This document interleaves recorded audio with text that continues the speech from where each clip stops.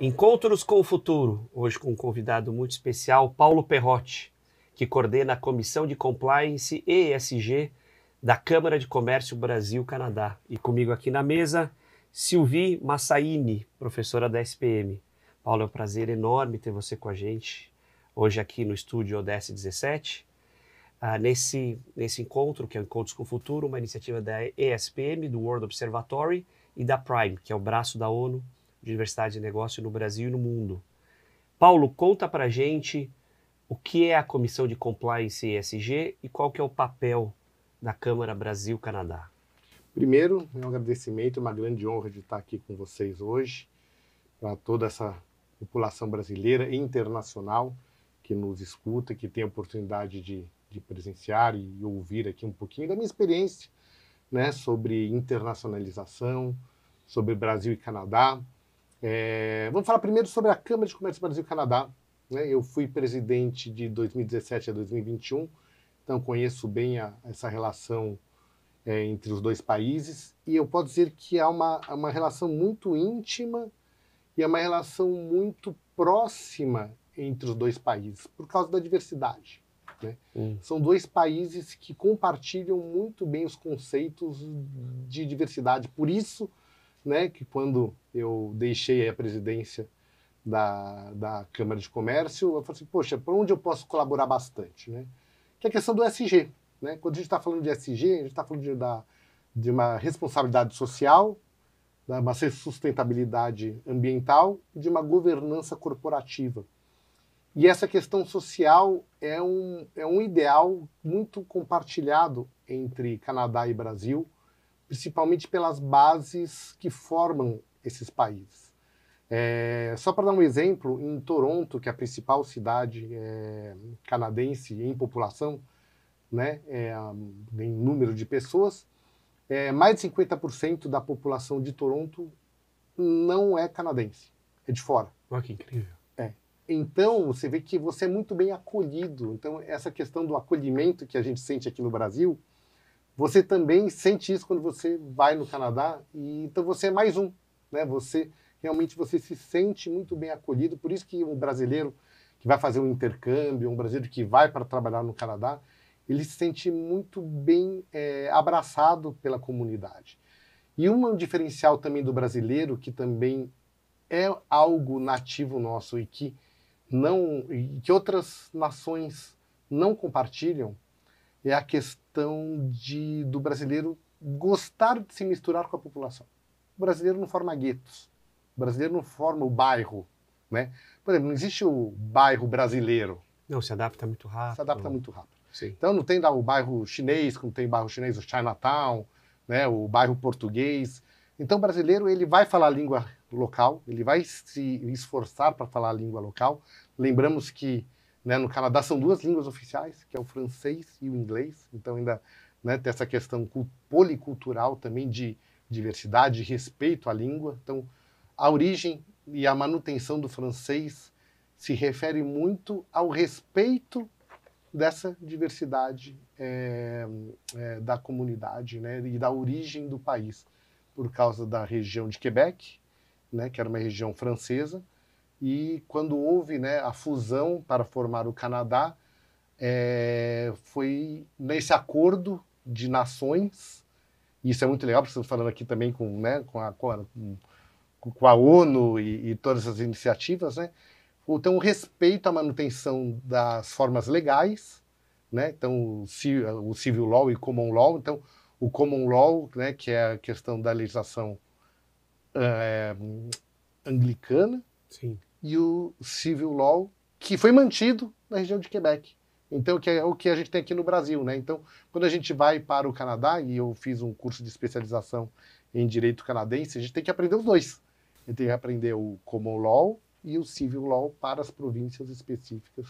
Então é muito interessante, até na questão de legislação, o respeito a essa diversidade é exercida e empregada. Agora, só um ponto, Paulo, em relação à questão comercial, qual que é o volume trocado entre os dois países e qual a importância do Brasil para o Canadá e vice-versa. Ah, esse eu trouxe minha colinha aqui. Então você foi muito bem. Porque a Câmara de Comércio, para saber como é que a gente está. Como que É isso aí. Está positivo, negativo. Como é que está a balança, né? É. Então, a balança está muito positiva para o Brasil, né? O Brasil, ele exporta para o Canadá números do trimestre agora, né, recentemente coletados, do primeiro trimestre agora desse ano. O Brasil exportou para o Canadá aproximadamente 1 bilhão e 200 milhões de dólares. Tá? Então, E importou do Canadá aproximadamente 600 milhões de dólares. Então, você vê que a balança aqui é favorável para o Brasil, né, de aproximadamente 500 milhões, 600 milhões de dólares. E eu vou te falar aqui quais são os principais produtos também. Legal. Né, para enxergar o que está saindo, o que está entrando. Mas isso também quero trazer também, que houve um aumento de 3% das exportações brasileiras ao Canadá comparado ao período. Ou seja, estamos aumentando, né, a nossa participação no mercado canadense. E houve uma queda de 19% das importações do Brasil vindas do Canadá. Ou seja, o Brasil está se tornando mais autossuficiente, né, para os produtos, então, comparado ao Canadá. Ou o Canadá menos competitivo. O Canadá menos competitivo. Talvez também por causa do dólar, né? E essa oscilação do dólar também impacta bastante na questão das importações. Mas vamos aqui aos principais produtos, né? O que o Brasil mais exporta, né? Então são os commodities, né? Então, extração mineral, que é ouro, ferro, minérios de cobre e níquel. Agronegócio, né? Açúcar, café, carne de frango e suínos. Indústria de transformação, que é óxido de alumínio, aeronaves e maquinário. Aeronaves, certamente, por causa da Embraer, né? Então a gente tem essa questão, né? E do outro lado, você vai ver que também tem essa peculiaridade.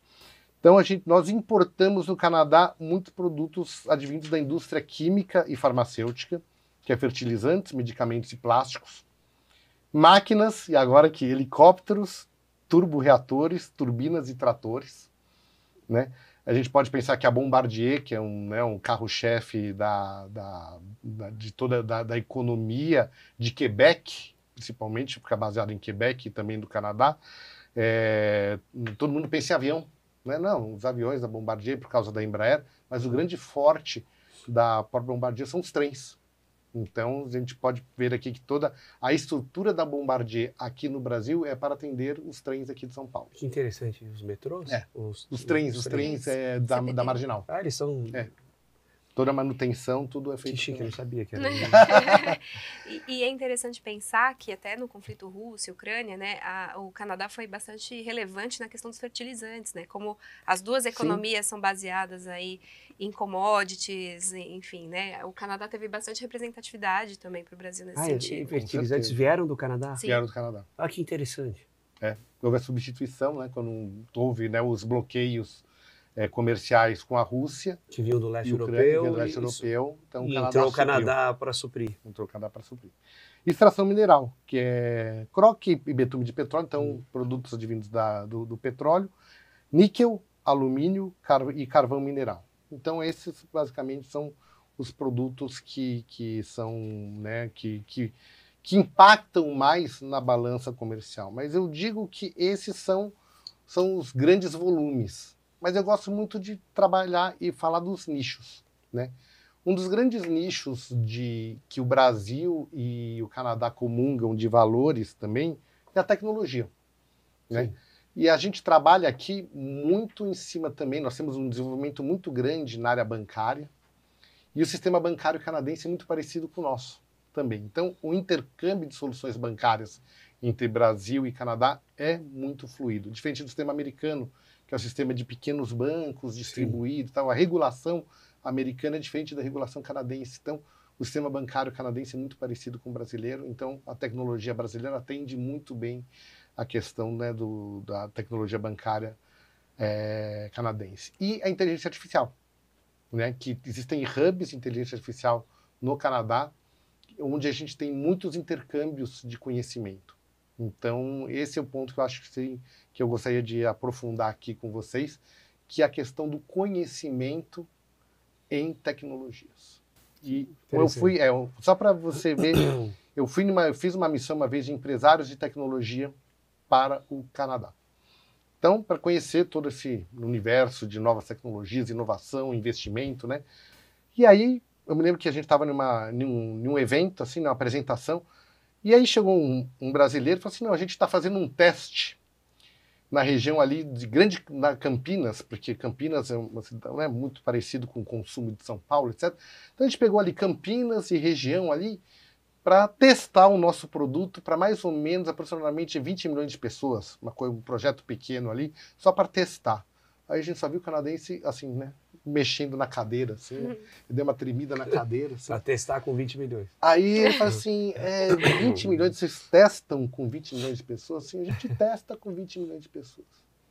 A população do Canadá não tem 40 milhões de pessoas. Sim, testou com a metade. Você testou praticamente com a metade da população do Canadá. Se funcionar, vai para outra metade. Funcionava para outra metade. Então, assim, esse foi uma questão que a gente verifica que existe essa sinergia, mas em compensação, o Canadá pode ser um grande provedor de mercado para o Brasil de conhecimento e de ampliação também, porque o Canadá ele tem acordo de livre comércio praticamente com o mundo inteiro. Curioso isso. Tem com os asiáticos, tem com os Estados Unidos e tem com a Europa.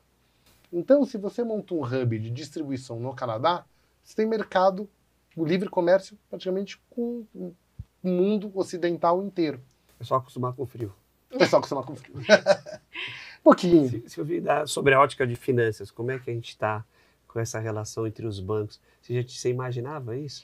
Eu conheço um pouquinho, né, como trabalho com o mercado financeiro, e sabe que é um dado interessante que a gente pode até notar, é que tem muito fundo de pensão canadense que investe fortemente aqui no Brasil. Né, em empresas da Bolsa, então, em empresas de saneamento e tudo mais. Então, é interessante a gente pensar que nós também somos atrativos, né, em termos de mercado, de investimento para os canadenses, né, que é coisa que a gente não imagina. A gente sempre toma os Estados Unidos como um grande mercado e tudo mais, mas tem muito canadense, fundos grandes de pensão que resolvem investir aqui no Brasil. Eu trouxe esses números também. Vamos lá. Paulo, pingou a bola para você. Pingou a bola para mim. E a gente não combinou. É verdade. Não, isso que é o ideal. O Canadá tem entre os 15 maiores investidores do Brasil, muito por causa dos fundos de pensão. Esses fundos, né, são muito poderosos e eles vieram e o Canadá figura em 11º lugar. Então está entre os 15 principais países investidores no Brasil e está aqui. E representou um aumento comparado de 2022 a 2023, vamos pegar dos anos, né? 2024 estamos vivendo agora. Então de 2020 a 2023 houve um aumento de 18% de aumento de investimento do Canadá no Brasil. Poxa, 18%? 18%. É grande. É grande? É um aumento considerável. Agora, Paulo, explica para a gente como é que funciona a Câmara para fomentar esses tipos de acordos, negócios. Vocês levam missões brasileiras para lá ou trazem grandes investidores para o Brasil? Se eu sou uma pequena empresa e quero entrar na Câmara, mas não sou uma empresa ligada ao Canadá, eu também consigo? Explica um pouquinho o papel no dia a dia da Câmara. Perfeito. A Câmara, eu digo que ela é um intercâmbio de experiências entre Brasil e Canadá. Tá. Né? Então, a gente não está focado só, eu sou uma empresa de commodity e quero, né, vender meus commodities, o trigo, por exemplo. Sou um grande produtor agrícola e quero vender toda a minha produção para o Canadá. Não é assim que funciona. Eu falo que a Câmara funciona através da experiência Brasil-Canadá. E por que experiência? Porque é o seguinte, a gente fez uma missão uma vez de pequenos produtores de café, gourmet. Então, nós não fomos atrás dos grandes compradores, né? A gente não foi atrás da principal empresa que compra café para vender nas suas cafeterias. A gente escolheu as pequenas cafeterias gourmet e fizemos a missão dos pequenos produtores brasileiros de café gourmet para esses vendedores. Tem pequenas cadeias de 7, 10 lojas no Canadá. Então, a gente busca nichos e busca essa experiência. Então, você é uma grande empresa, você vai encontrar seu lugar na Câmara. Mas se você for uma pequena empresa, eu tenho aqui desenvolver uma tecnologia, eu tenho um produto onde a nossa tem uma experiência muito bacana de figos, por exemplo. Figo é um produto extremamente perecível. E a gente fez um documentário na própria Câmara, que foi o seguinte: em quanto tempo a gente consegue colher o figo e colocar na prateleira do supermercado em Montreal? Ah, que legal. 48 horas. 48 Nossa. horas. Sai da 48 onde o horas. figo? Aqui. Saía daqui de Jundiaí, da região de Jundiaí, daqui do interior de São Paulo. Então já saía, tipo, ia no caminhão. O despacho aduaneiro, e era via avião, o despacho aduaneiro é feito no Brasil. Então, quando chega no Canadá, já vai direto do caminhão, direto para a distribuição. Ah, que interessante. Não passa pela aduana lá? Não passa pela vistoria lá, passa pela vistoria aqui no Brasil. É lacrado. É lacrado aqui, fechado aqui, vistoriado pela própria equipe da Air Canada. Então, se você tem uma pequena produção mesmo de frutas, que é altamente perecível, e tem um valor agregado muito grande no Canadá, porque o Canadá é muito frio. É verdade, tem demanda por produtos Tem demanda por produtos tropicais. E produto perecível, assim, que você tem em 48 horas, imagina o preço, vai via avião. Né? Então, você pode ter um bom comércio, um bom valor agregado. Poxa, vem daqui, né? Eu falo que aqui a gente compra o cacho da banana. Lá você compra a banana unitária. Sim. Quantas bananas você vai levar? Aqui você compra o cacho, você leva o cacho lá e leva, porque aqui a gente tem fartura de frutas. O nosso país permite isso. Lá você compra unidade.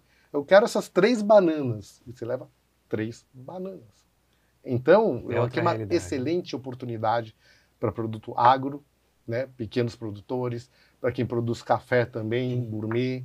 Porque o canadense ele tem uma diferenciação de outros mercados, até comparado ao mercado americano, a não ser o mercado da Califórnia, que é muito parecido com o mercado canadense, que ele se importa com a origem do produto, né? Por que ele está lá.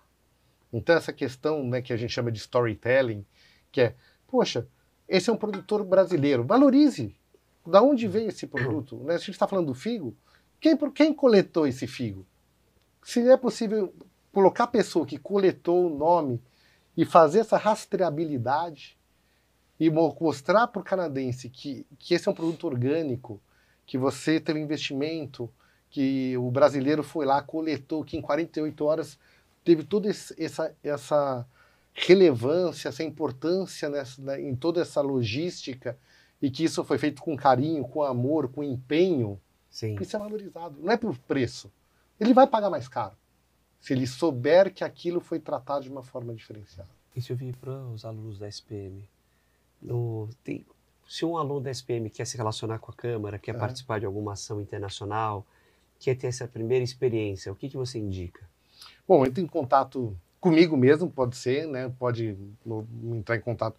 Eu sou super acessível, tenho minhas mídias sociais, pode entrar comigo, contato direto, ou então direto com a equipe comercial, né, da Câmara de Comércio Brasil-Canadá. E a gente tem agora, por exemplo, tem o Canada Day, vai ser em julho agora, onde a gente vai falar só sobre intercâmbios.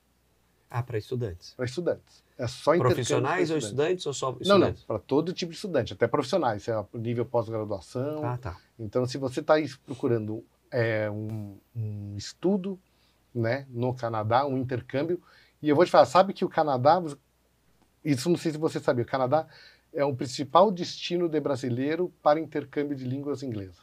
Eu não sabia. Eu mesma fui para o Canadá. Você foi para o Canadá? Exatamente, Então, fui para Vancouver. Temos aqui uma testemunha. Mata-cobra, né? Em casa de ferreiros tem que ser de ferro, né? É isso aí. É isso mesmo. Então temos aqui um exemplo vivo. Gostou? Amei. Foi para onde? Fui para Vancouver. Vancouver. E o que ele falou sobre a questão da cultura, enfim, eu fui muito bem recepcionada. O povo canadense é um povo extremamente gentil, extremamente receptivo. E que é algo muito parecido com o que a gente tem aqui no Brasil, que a gente também tem essa generosidade em receber. E foi o que eu percebi no Canadá. Que legal. E voltaria 1000 vezes, porque Qual foi o realmente... tempo lá? Fiquei pouquinho, fiquei nas férias escolares, então fiquei um mês e pouquinho. Sim, né? mas já deu para perceber com certeza, a cultura. Sim, e vivi muito, né? Aquela diversidade de povos, aquela receptividade. E o país é um país muito também maravilhoso, né? Em termos geográficos.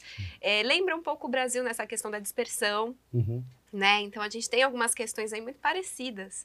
E É um até... território enorme. Território enorme, mas muito concentrado, Muito né, concentrado. Aqui a gente tem uma população muito mais expressiva, mas se a gente for pensar, a gente tem algumas similaridades importantes em relação ao Canadá. Sim. E pegando um pouco o gancho nisso, até se você me permite, Não, claro. falar um pouquinho mais sobre a questão ESG, porque hoje em dia a gente vê essa questão como tão relevante para as organizações, e eu queria entender um pouco mais como você vê esse avanço, né, das questões que envolvem, né, eu sei que tem um monte de temas aí dentro, né, dessa questão, mas nas empresas, tanto no Canadá quanto aqui no Brasil, como que você vê essa a adoção das práticas ESG mesmo? Pegou ou não pegou? Agora vai ou não vai? Não é? Você está perguntando. Agora vai. Eu sempre acho que a questão do ESG é uma questão que não pode ser uma retórica, não pode ser papel e não pode ser um discurso. Tem que empregar. Né? Melhor forma de você mostrar que você é um ESG é você mostrar que é você praticar. Então, vamos lá. Pegaram o ministério do primeiro-ministro Justin Trudeau, né, logo que ele assumiu lá, né, há um tempo atrás, ele assumiu, né, o primeiro-ministro do Canadá. Como é que ele montou o ministério dele? Ele deu diversidade absoluta. Diversidade absoluta. Então, quer dizer, ele já deu cartão de visitas. Ele disse assim, olha, aqui vai ter os indígenas, que eles chamam de First Nations, né? Vai ter representatividade dos First Nations, vai ter 50% homem e mulher. E perguntaram para ele, por que você colocou 50% mulher? Ele falou assim, ó, a população é assim. Ela falou assim, porque eu até gostaria de colocar mais mulheres, mas eu vou respeitar aqui a diversidade correspondente da nossa população, então eu vou manter os 50-50 aqui, mas por mim eu colocaria mais mulheres. Então, para realmente reforçar o empoderamento feminino, etc. Então, o exemplo vem de cima. Né? Então, quando você tem uma liderança que pensa no assunto e que exerce, né, o assunto na prática. Então, voltamos para a língua, né? Então, toda a comunicação oficial é em inglês e francês. Quer dizer, então, você não privilegia. Não, eu estou aqui, eu estou em Ontário, Ottawa, que é a capital, fica aqui né, na região, na província de Ontário. Então, eu vou falar só inglês. Não, comunicação é em inglês e francês. Toda a comunicação oficial tem que ser nas duas línguas. Então, você vê o exercício e a preocupação, né? Tem um manifesto também sobre do mercado de tecnologia inteiro. Eles se pronunciaram e disseram o seguinte, a diversidade nos faz mais forte. Então não foi assim não foi um grupo de ativistas que se manifestou. Foi o mercado de tecnologia canadense que se manifestou e falou assim, diversidade nos faz mais forte. O setor. Então, o setor, quando ele se manifesta dessa forma, diz o seguinte, olha, eu estou preparado, as minhas soluções são muito melhores se eu trouxer diversidade, porque são mais pessoas pensando sobre um problema. Então, traz um indiano, traz um brasileiro, traz um canadense mesmo, um mexicano, né? Então, o multiculturalismo ajuda a resolver problemas e não ficar mentalizado em nenhum nicho ou nenhuma forma só de pensar. Então, essas movimentações são muito respeitadas e são muito exercidas. Então, quando você visita o Canadá, você percebe essa diversidade e o respeito. Eu falo quando eu fui trabalhar nos Estados Unidos, e a diferença, né, quando eu fui trabalhar no Canadá.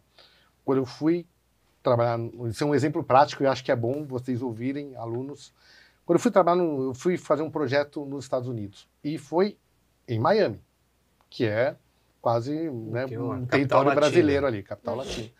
Acabava o trabalho, o que acontecia? Os americanos iam para um bar e nós, latinos, íamos para outro. Então, naturalmente, havia não vou dizer que a gente era discriminado, mas naturalmente havia uma separação onde a gente se sentia mais confortável com os latinos, os americanos ficavam lá no bar deles e nós ficávamos em outro. Isso em Miami. No Canadá é tudo misturado. Né? Por quê? Porque você é mais um também que vem de fora. Né? Então, por isso, essa interculturalidade, se é que existe essa palavra, ajuda na integração. Então você consegue se sentir realmente colaborando. E no dia, no Canada Day, que é o dia da independência do Canadá, né? Quando vai ser, Paulo? Só para a gente avisar para os nossos estagiários. Em julho agora. Julho, acho que é dia 1º, 1 ou 2 de julho. O Canada Day é 1º de julho. E vai acontecer aonde? O que a gente aconselha aí? Vai ser online. Ah, é online? É online. Então, quem quiser se inscrever, fica à vontade. Acesse o site da Câmara de Comércio Brasil-Canadá, que é ccbc.org.br, e faça sua inscrição para ouvir, né, sobre as oportunidades de intercâmbio. Então, vão ter várias universidades, seja da parte da parte básica ou pós-graduação. Tem bolsas, não? Tem bolsas. Que legal. Bolsas. A partir de que idade? Só para eu poder contar aqui pro time. Poxa, tem todas as idades, desde da idade dos meus filhos, que estão 9 anos, 5 anos. Vixe, até os formados, mestres, doutores. Até os sêniores, né? 70 anos, 80 anos. Então, ele é bem aberto para essa questão, né? E eu, com certeza, quando tiver oportunidade, eu vou colocar os meus filhos no intercâmbio no Canadá e eu vou escolher uma região onde eles possam aprender as 2 línguas. Eu vou também, mas eu vou junto. É bom, vamos junto, né? Vamos curtir junto. A gente vai junto. Eles vão estudando e a gente vai no sabático. É isso aí. Ó, Paulo, foi um prazer enorme ter você aqui. Muito legal conhecer um pouco da Câmara, um pouco do comitê, da comissão que você coordena. Foi ótimo te receber. Obrigado. Parabéns pelo trabalho. Muito obrigado. É um prazer estar aqui com você.